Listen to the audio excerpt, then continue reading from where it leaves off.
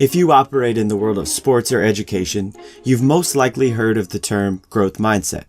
It's a concept that's sweeping the world and changing and improving the way that people learn. This powerful idea has been pushed forward by Stanford professor and best-selling author Carol Dweck.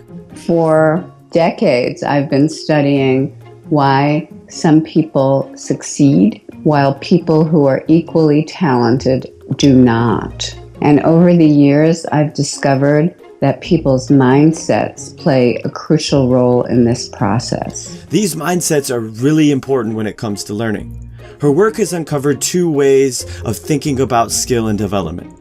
Some people have what's called a fixed mindset. They believe that skills and intelligence are set and you either have them or you don't. That some people are just naturally good at things while others are not. In short, they believe that you are not in control of your abilities. Other people have what's called a growth mindset, and they believe that skills and intelligence are grown and developed. So people who are good at something are good because they built that ability, and people who aren't are not good because they haven't done the work. In short, they believe that you are in control of your abilities. Really, the core idea here is people with a fixed mindset believe that skills are born. People with a growth mindset believe that skills are built. People with a fixed mindset believe that you can't or don't have to learn and grow. And people with a growth mindset do believe in their capacity to learn and grow. Dweck's work shows that mindsets have a major influence on people's ability to learn, and that people who utilize this growth mindset tend to learn, grow, and achieve more over time than people with a fixed.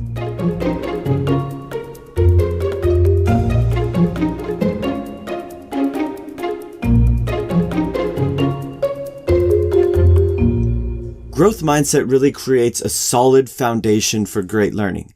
And because of its power, companies, sports teams, and schools from all over the world are implementing this into their culture.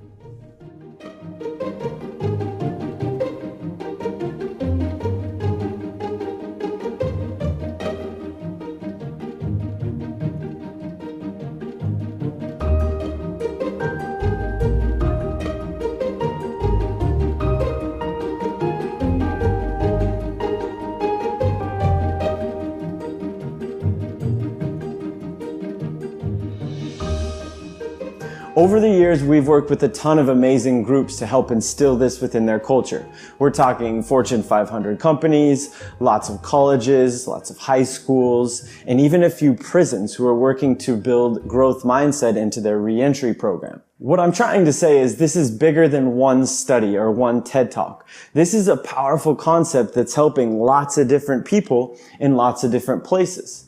Now, the reason it's so important and powerful is it is the foundation for learning. And if you understand this, no matter what you build on that foundation, it will be more powerful. But to really implement and run with this concept, we need to zoom in and look at the nuts and the bolts of it. We need to talk about what it actually is and how it actually works. Through years of work, Dweck and her team have uncovered sort of the defining characteristics of the two mindsets. This table really illustrates the contrast between the two. The first big characteristic we need to talk about is belief. Again, people with this fixed mindset believe that skills are born and therefore they can't or don't have to learn. People with a growth mindset believe that skills are built, therefore they can learn.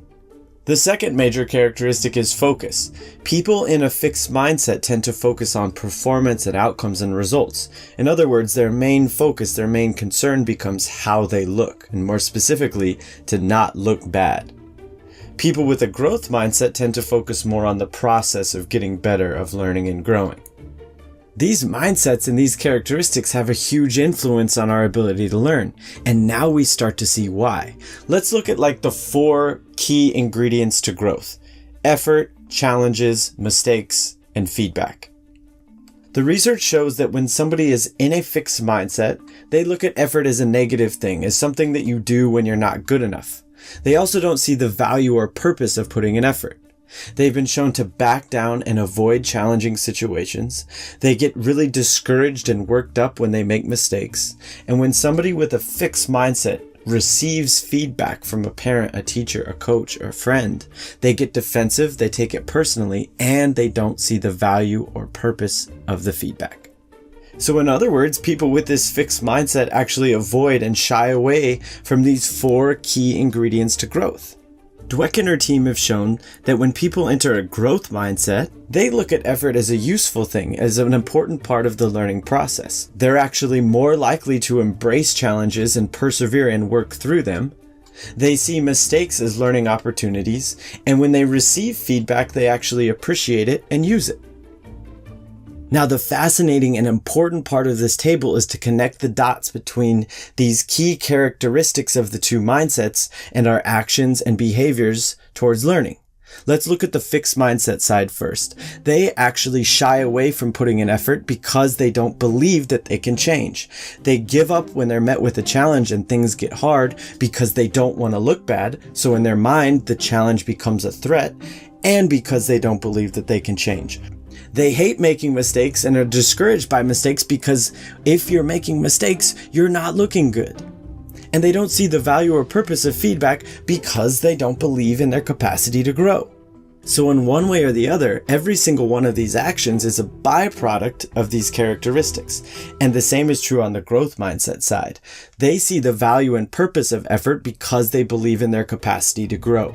They're more likely to take on a challenge and persevere through it because they believe that they can grow and because they're focused on the opportunity to do that. So they frame a challenge as an opportunity to get better. And by focusing on the process and believing in their capacity to grow, they're more likely to understand how important mistakes are in this process. And when they receive feedback from a parent, teacher, coach, or friend, they're more receptive to this because their focus is on getting better and because they believe that that information can help them grow and they have the capacity to do so. 2 key points with this table. First, you're not just one or the other. This is a spectrum. And in different times, on different days, in different situations, you might be in a growth, while other times you'll slip into a fixed. But now that we understand how it works and we understand the characteristics, you can start to identify where you're at on the spectrum and, more specifically, the cause of that mindset. Is it our beliefs or is it our focus? Second, yes, these actions of learning are great, and they're definitely behaviors that we want. But we have to understand that they come from our mindsets. So to create a great culture for learning, it's about zooming in on beliefs and focus and creating a real growth mindset, which is one of the most important things we can do.